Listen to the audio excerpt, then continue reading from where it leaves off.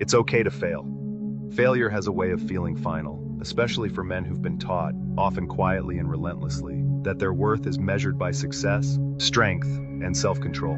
From an early age, many men absorb the idea that failing isn't just something that happens, it's something you are. A failed exam becomes proof of inadequacy. A lost job feels like a loss of identity. A broken relationship can spiral into the belief that one is fundamentally unlovable.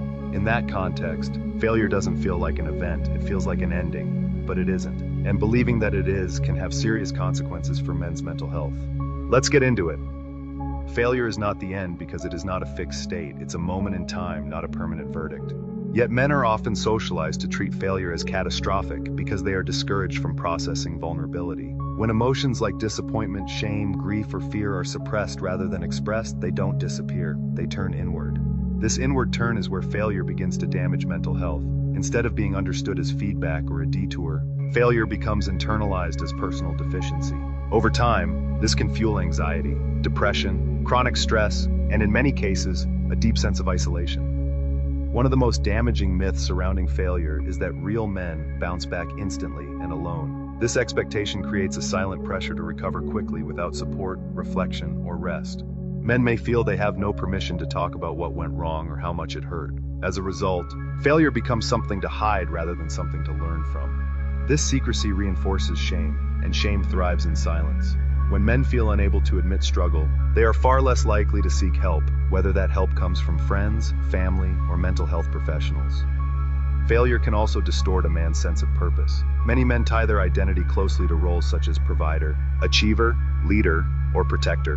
When failure disrupts one of these roles, it can feel like the ground has disappeared beneath them. Without alternative narratives for self-worth, such as emotional intelligence, adaptability, or personal growth, men may experience an identity crisis.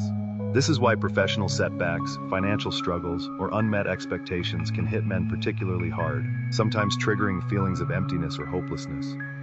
But failure is not the end precisely because it has the potential to reshape those narratives. When approached with self-compassion rather than self-punishment, failure can become a turning point instead of a breaking point. It can force reflection, slow someone down, and create space to reassess values and priorities. Many men who eventually develop emotional resilience do so not in spite of failure, but because of it.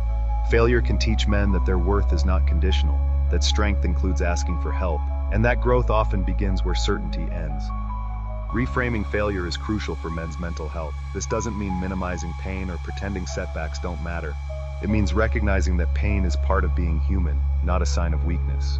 When men are encouraged to talk openly about failure, what it felt like, what it cost, and what it taught, they are less likely to carry it as a lifelong burden. Connection replaces isolation, understanding replaces shame. Ultimately, failure is not the end, it's a signal. Sometimes it signals that a path wasn't right. Sometimes it reveals unrealistic expectations. Sometimes it simply shows that effort was made in a world that doesn't guarantee outcomes. For men, learning to see failure this way can be life-changing. It allows mental health to be built on honesty rather than performance, and resilience to be grounded in self-acceptance rather than denial. When men are given permission to fail without being defined by it, failure loses its power to destroy. Instead, it becomes what it has always been, a difficult, meaningful, and often necessary part of becoming whole. Drop a comment with your thoughts on this. Thanks for watching, and see you all next time.